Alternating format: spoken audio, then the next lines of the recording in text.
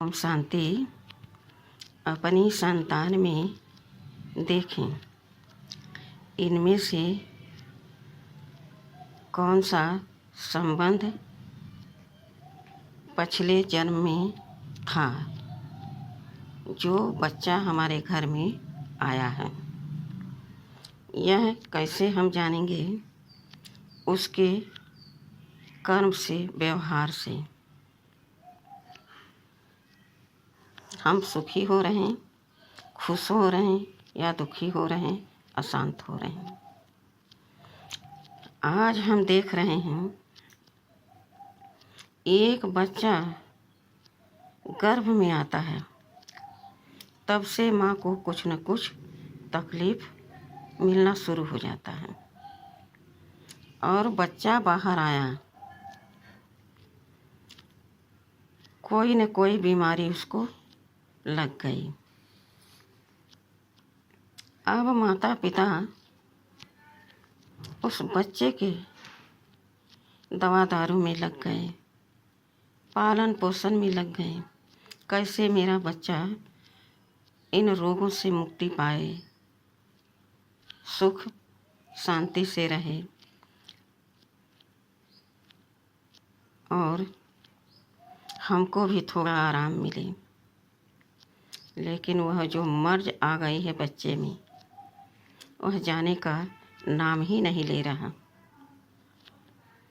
Doctor भी हैरान और हम खर्च करके परेशान होते जा रहे हैं। एक तरफ वह मेरा बच्चा, दिल का टुकड़ा, दूसरी तरफ धन का खर्च होना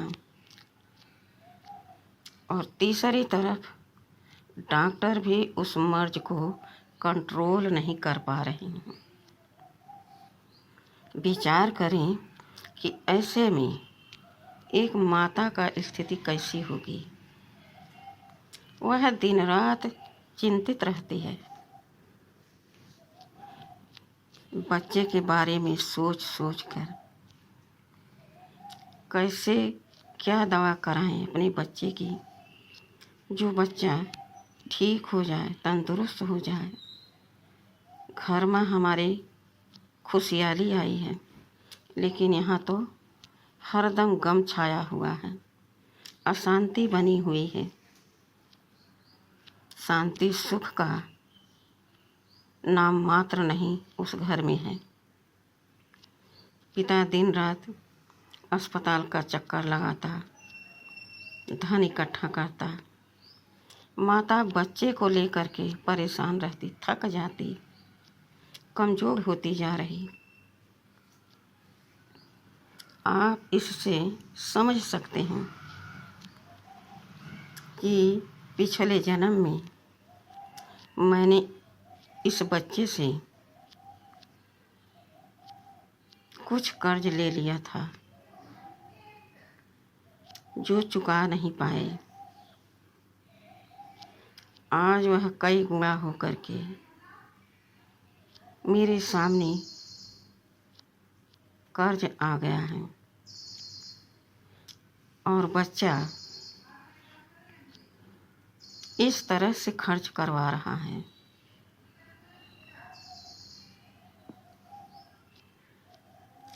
लेकिन उस समय हमारा विवेक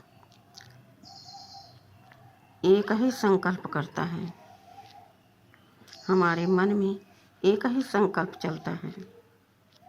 मेरा इतना छोटा सा नन्हा सा बच्चा इतना भारी रोगों से ग्रसित है,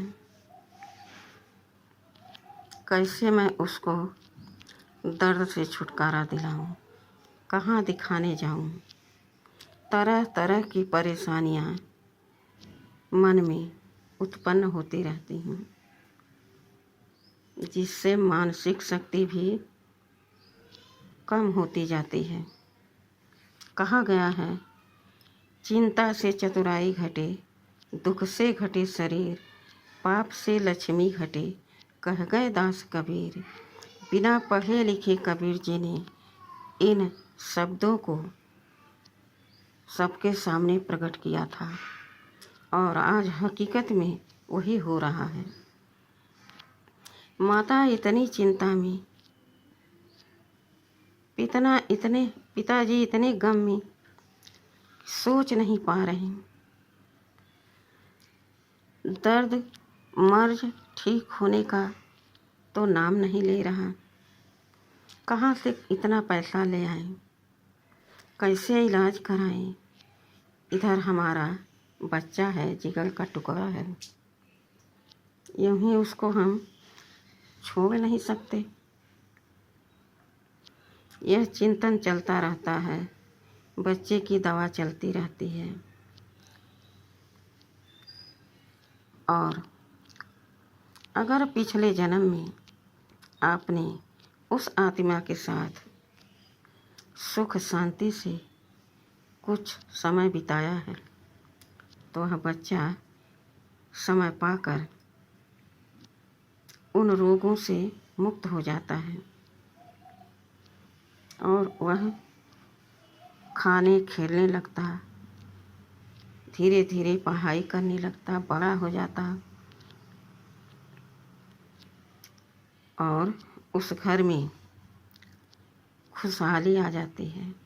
माता पिता को यह संतोष हो जाता है कि चलो बच्चा तो ठीक हो गया, पैसा लगा कोई बात नहीं।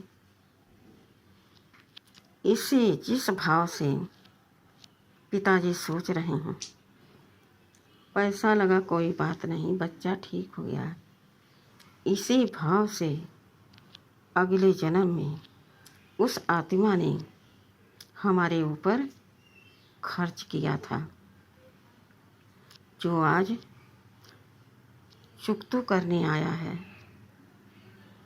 अब जो उससे हमने कर्ज लिया था या उसने स्वयं लगाया था, वह आज समझ लेना चाहिए कि हमारा लेन देन खर्चे का चुकतू हो गया है। अब शांति से, खुशी से, आनंद प्रेम से बेटा माता पिता रह रहे हैं। लेकिन कुछ समय बाद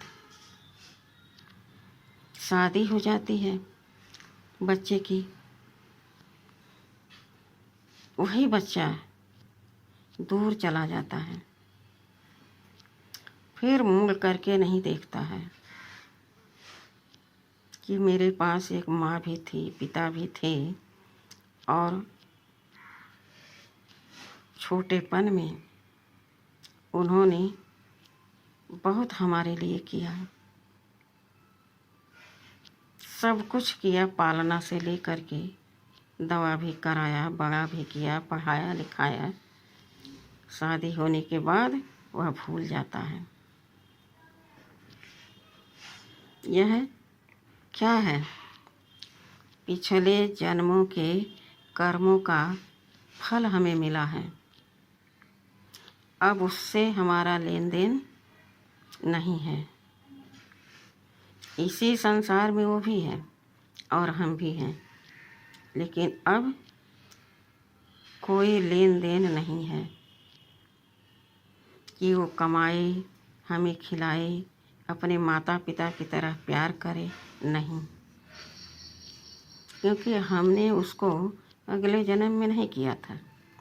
जहाँ तक किया था वहाँ तक आ कर के उसने चुकतू करा लिया।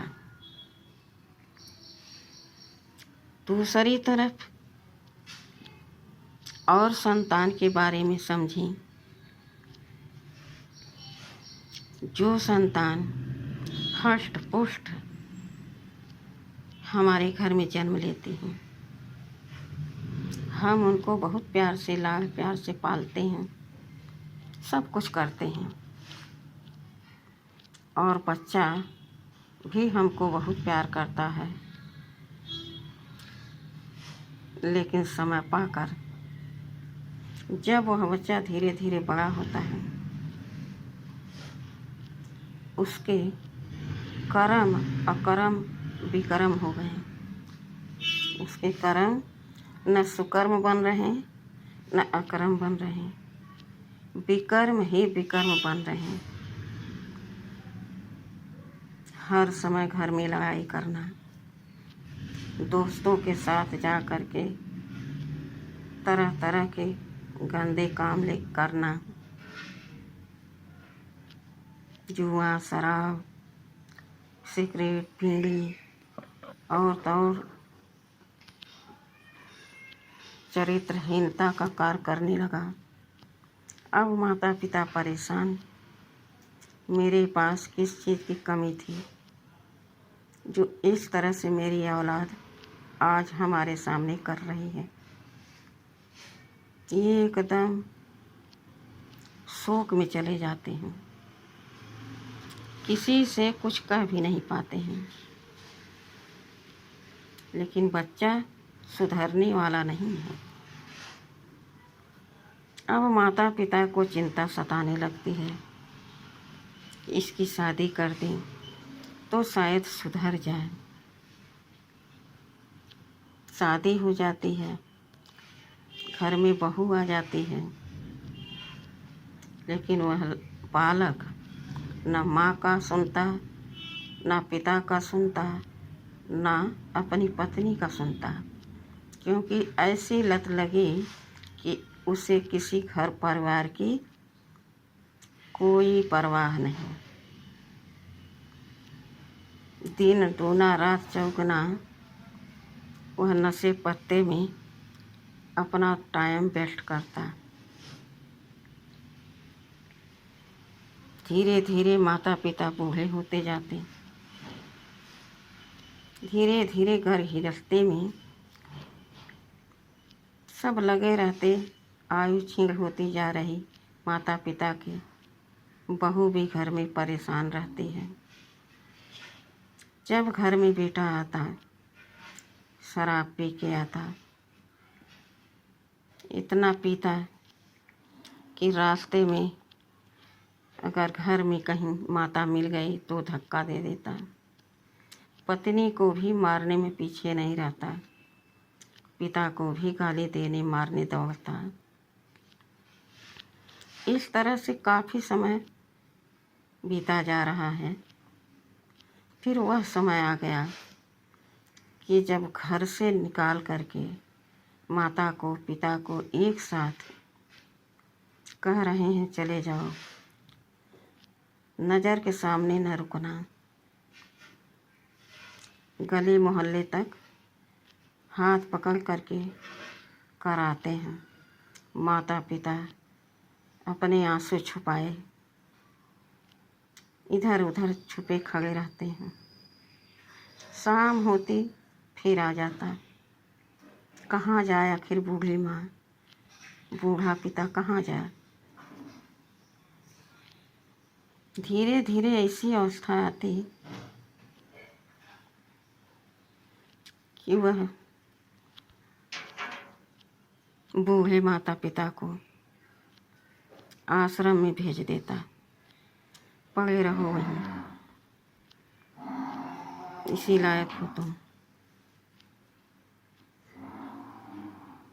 माता पिता भी वहीं रहने लगते हैं कि अब उस घर में मेरा तो कोई है नहीं, एक रोटी कहाँ से मिलेगी,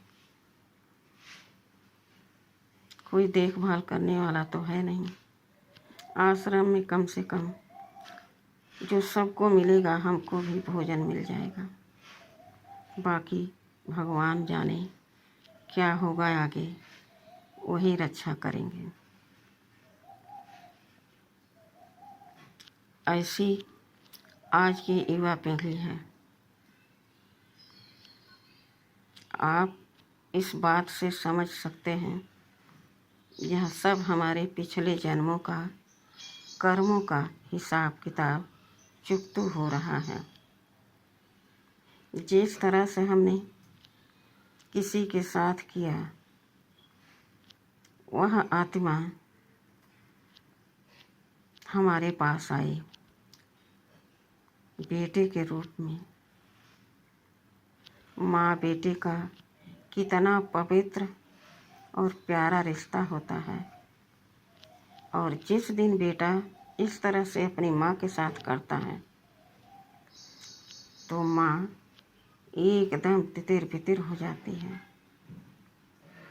लेकिन इसमें धैर्य रखने की आवश्यकता है, विचार करने का आवश्यकता है। आखिर हमने कुछ किया नहीं तो यह मेरे साथ ऐसा क्यों कर रहा है। अपने अंदर देखो, जब अपने अंदर देखोगे तो बाहर के सब स्पष्ट नजर आएंगे। जरूर हमारा कोई हिसाब किताब है। अगर वो हमारा बच्चा बन के नहीं आता तो माँ के साथ ऐसा बर्ताव कौन करता, उसका हिसाब किताब कैसे चुकता होता। इसलिए हमें किसी भी आत्मा के प्रति नफरत नहीं करनी है, घृणा नहीं करनी है, ईर्ष्या नहीं करनी है। क्यों? हमारे ही कर्मों का परिणाम है जो आज हमें कई गुणा हो करके मिल रहा है। हमने इतना नहीं किया, लेकिन सोचो कितनी आयु में किसके साथ हमने क्या किया और अब वो आकर के हमको मिला है। तो कई गुणा उसका फल मिल रहा हमें, जो हमें दर्द महसूस हो रहा। लेकिन अगर हम अपने भीतर गहराई में जाकर चिंतन मंथन करें, कहते हैं ना, जितने गहरे पानी में जाओगे उतने मोती मिलेंगे। जितना अपने अंदर मंथन करोगे तो जो हमारे अंदर नेगेटिव बातें हैं वह समाप्त होती जाएंगी। कैसे? हमको उत्तर मिलता जाएगा। हर कर्मों का सुख हो चाहे दुख हो, एक ही लक्ष्य है कि जरूर हमने किसी के साथ गलत किया तो गलत आज हमें उसी आत्मा से दुख मिल रहा है, जिसे हम कह रहे हैं कि यह मेरा बेटा है, मुझे इतना दुख दे रहा है। लेकिन वह बेटा नहीं है, वह एक आत्मा है। वह अपना लेन देन चुकता कराने आई है। जिस दिन चुकता हो जाएगा उस दिन आपसे दूर हो जाएगा। और यही कारण है, जिस बच्चे के साथ इतना पैसा लगाया, पढ़ाया लिखाया, शादी किया और बहू को लेकर के दूर चला गया, मुड़ करके नहीं देखा कि मेरी माँ भी है, मेरे पिता भी हैं। दूसरा, हमारे ही कर्मों का हिसाब किताब चुकता हुआ जो बेटा इतने धनवान घर में पैदा हुआ, इतना सुख सुविधा उसको मिला, वह अपने आचरण से गिर गया, अपने स्वधर्म से विकर्मों की ओर चला गया। क्यों? उसके साथ हमने ऐसे ही किया था। तो आज वह हिसाब चुकता करने आया है, जिससे हमें दर्द महसूस हो रहा है। लेकिन आप जब स्वयं में ढूंढेंगे खुशियाँ, शांति, धैर्य और न्याय, तो आपके अंदर अवश्य मिलेगा। और फिर आपको कर्म कूटने नहीं पड़ेंगे। पता नहीं कौन कर्म किए हमने जो ऐसा हमारे साथ हमारा खुद का बेटा कर रहा है। ऐसा तो हमने कभी सोचा भी नहीं था। तो इसमें सोचने विचारने की इस समय आवश्यकता नहीं है। पहले सोच विचार के हमने कर्म कर लिया, तो अब तो फल खाने का समय है। अब फल मिल रहा है। आशा करती हूँ आप सबके घर में, हमारे घर में जो आज वाद विवाद, लड़ाई झगड़ा चल रहा, यह सब कर्मों के लेन देन का प्रभाव रहता है। चुकतू करने कराने आत्माएं उस जगह पर आती हैं जाती हैं। कोई किसी का सगा नहीं है। अगर कोई सगा है तो एक निराकार परमपिता परमात्मा और हम निराकार आत्माएं उनकी संतान। तो भगवान को भूलना महापाप हो जाता है। जब हम अपने बच्चों में, अपने परिवार में मस्त हो जाते हैं, अपने परम पिता परमात्मा को किनारे कर देते हैं, अपने सुख सुविधा में हम भूल जाते हैं, तो हमारी गतिमति एकदम भ्रष्ट हो जाती है। बिना विचारे हम कर्म करते उन आत्माओं के साथ। वही आत्माएं आज हमें दंड देने आई हैं, अर्थात अपना हिसाब किताब चुकतू करने आई हैं। ठीक है। अच्छा, ओम शांति।